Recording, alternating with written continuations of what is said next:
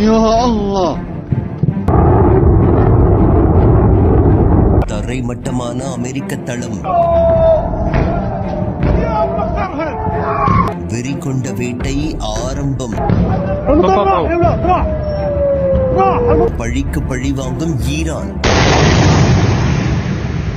அமெரிக்காவுடனான மோதல் முற்றியிருப்பதை அடுத்து குவைத்தில் உள்ள அதன் ராணுவ தளங்கள் மீது ஈரான் உக்கிர தாக்குதல் நடத்தியுள்ளது. அமெரிக்காவிற்கும் ஈரானுக்கும் இடையே நீடித்து வரும் நேரடி போர் தற்போது அண்டை நாடுகளுக்கும் பரவி புதிய உச்சத்தை எட்டியுள்ளது. அமெரிக்காவின் தொடர் வான்வழி தாக்குதல்களுக்கு பதிலடி கொடுக்கும் வகையில் ஈரான் கண்ணுக்கு கண், அதாவது பழிக்கு பழி வாங்கும் தனது ராணுவ நடவடிக்கையின் 3ஆம் கட்டத்தை தொடங்கியுள்ளது. ஈரான் தனது முதற்கட்ட நடவடிக்கையில் ஜோர்டானில் உள்ள பிரின்ஸ் ஹசன் விமானப்படை தளத்தை குறிவைத்து தாக்கியது. அங்குள்ள அமெரிக்காவின் பல ஆயுத கிடங்குகளும் எரிபொருள் நிலையங்களும் தீக்கிரையாக்கப்பட்டன. 2வது கட்டமாக பஹ்ரைனில் உள்ள அமெரிக்க கடற்படை மற்றும் விமானப்படைக்கு சொந்தமான ஷேக் ஈசா ராணுவ தளத்தின் மீது ஈரான் தாக்குதல் நடத்தியுள்ளது. அதன் தொடர்ச்சியாக நேற்று தனது 3ஆம் கட்ட தாக்குதலை குவைத்தில் நடத்தியது. குறிப்பாக குவைத்தில் உள்ள அமெரிக்காவின் முக்கிய ராணுவ தளங்கள் மீது ஈரான் நேற்று ஏவுகணை தாக்குதல்களை மேற்கொண்டது. இது உலகளாவிய பாதுகாப்பு மற்றும் சர்வதேச கச்சா எண்ணெய் வர்த்தகத்திற்கு பெரும் அச்சுறுத்தலை உருவாக்கியுள்ளது.